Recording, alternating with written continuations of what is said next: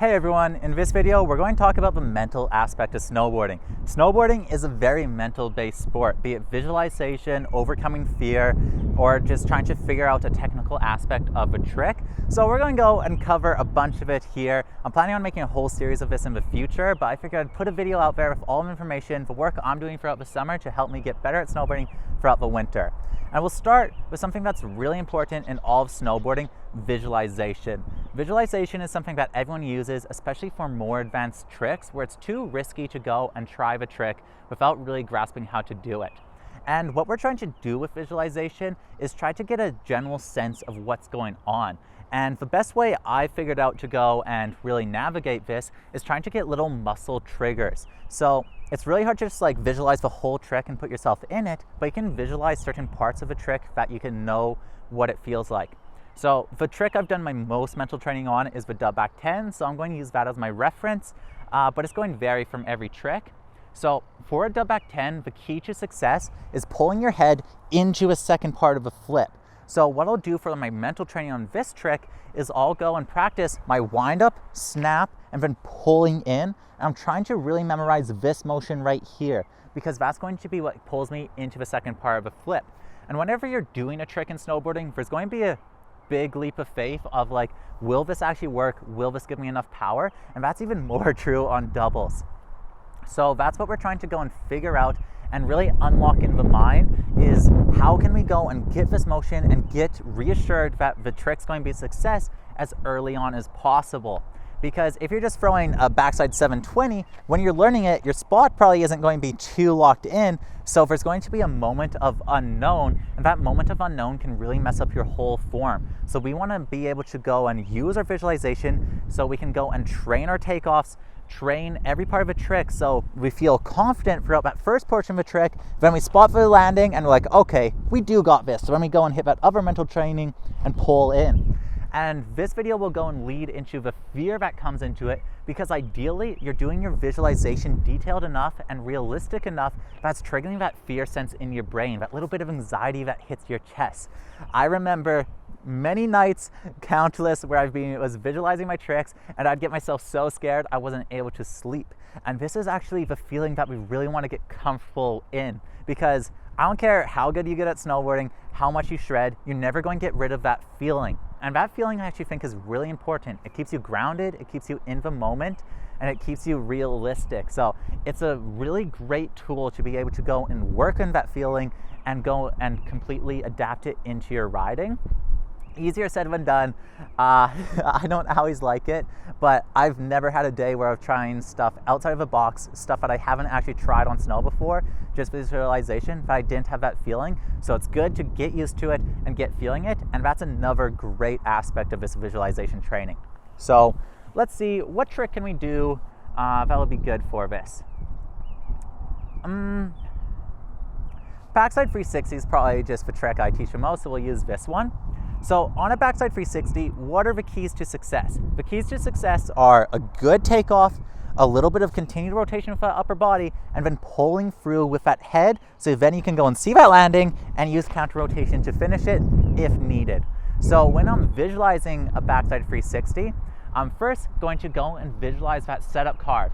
I like using a little bit of body motions when I'm doing this, so I'll go and practice with my body, heel side, toe side, wind up, snap, rotate, rotate, rotate.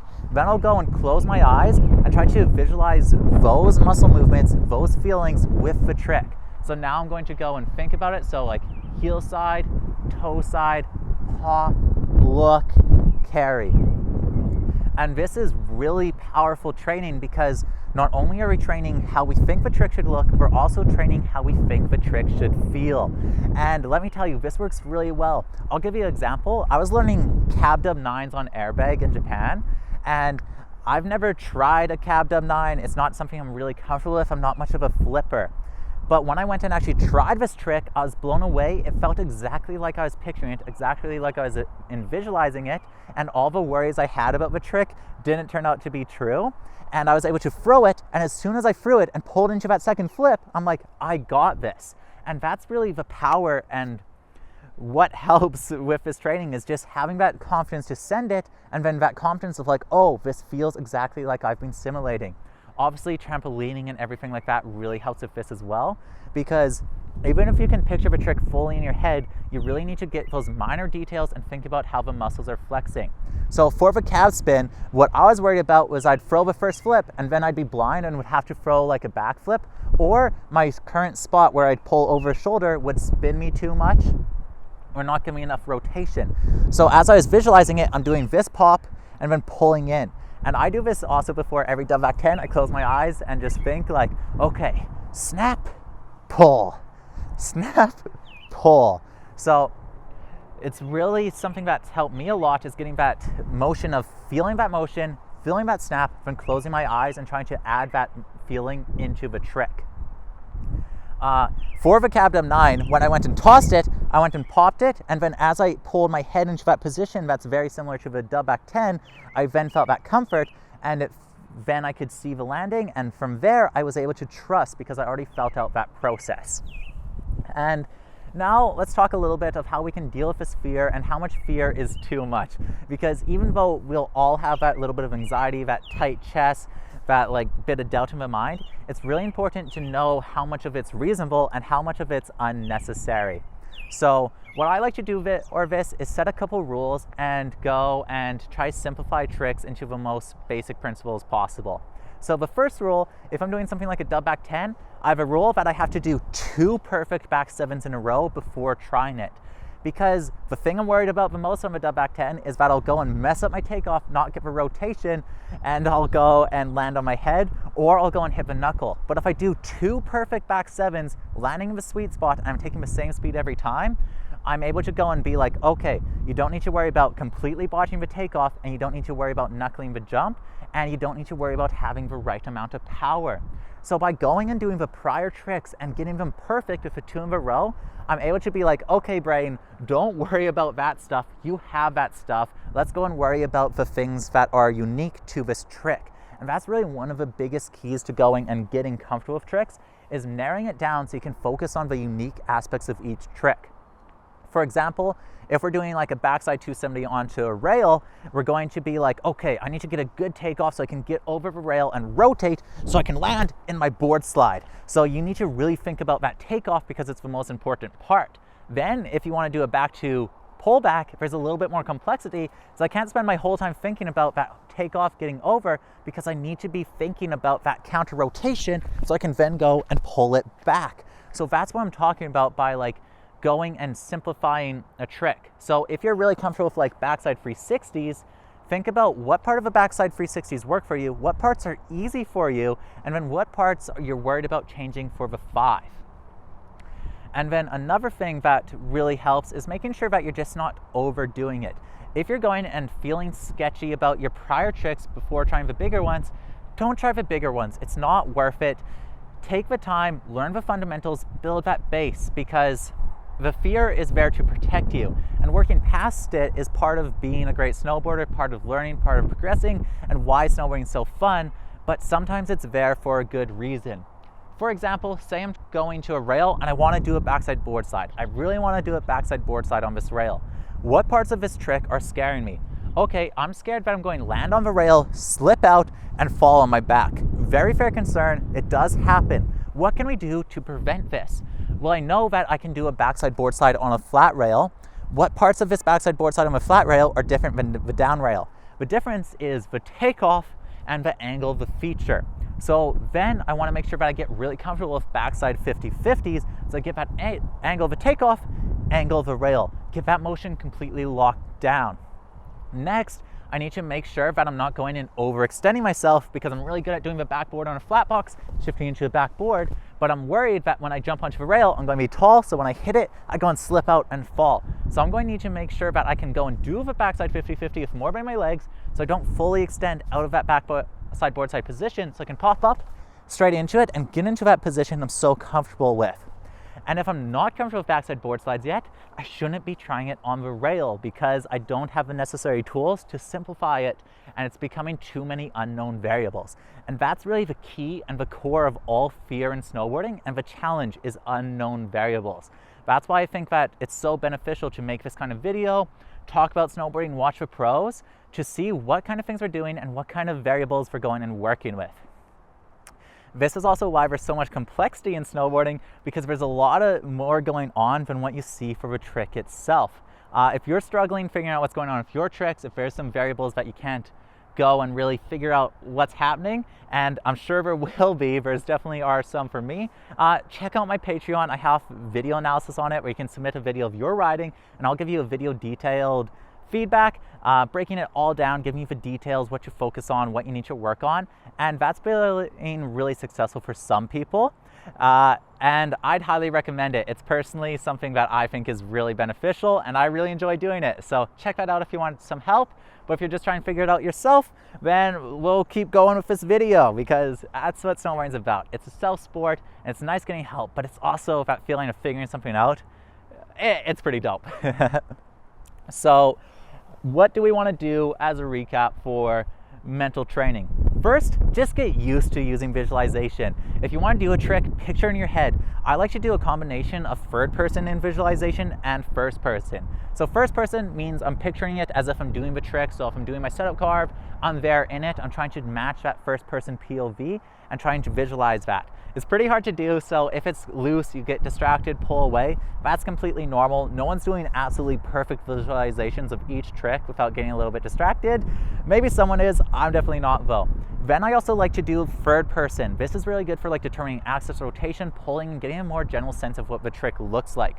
Understanding how the trick will work or will look will sometimes help you understand how the trick will work. So if I'm like visualizing a dub back 10, I know that it's a downward motion into an upward motion. So I can visualize the person in the air going downwards and pulling their head upwards, and then I can switch to the POV and get that feeling of going down, pulling up. Just getting really comfortable in that motion in the third dimensional space and two dimensional space. Next, I want you to just practice going and feeling your motions and feeling what kind of pressure points trigger. There's two types of learners. Sometimes people do both, but it's like trying to do something technical. You know exactly what you should be doing and how it should look, so you're trying to perform that to the T. But there's also feeling. I was a much more feeling-based learner when I was younger, and I've been moving more into an analytical learner. But the combination of the two is really where you can get that power and sort of narrow down what you need to think about. Because if you think about snowboarding too analytical, sometimes it will slow down your motions. Like if I need to be conscious about everything I'm doing, it's going to be distracting, it's going to be too slow. So that's why we want to have these subtle mental like muscle keynotes. So for example, if I'm doing like a backside setup carve, I'm like, okay, what should my core and what should my knees, what should my body feel like as I'm coming up the lip of a jump? So that way I don't need to think, am I hitting all these points? Instead, I'm like, that feels right. And that feels right is one of the most important feelings in snowboarding. This is what determines my tricks. Pretty much I know instantly off a takeoff when I snap if I'm going to land it or not, because I snap and I'm like, that feels right or that feels wrong. We can determine why it feels right or why it feels wrong later, but having that little bit of reassurance of going and snapping off a takeoff and being like, that's it, will give you the confidence to pull in and commit to the axis rotation that you're set on. And commitment is so important. And I think that's what we'll end the video on is there's going to be times in snowboarding where it's the right move to pull out of a trick. If you're trying to dub back 10, you don't have the speed, it's right to not try the dub back 10 because you don't want to be knuckling that trick.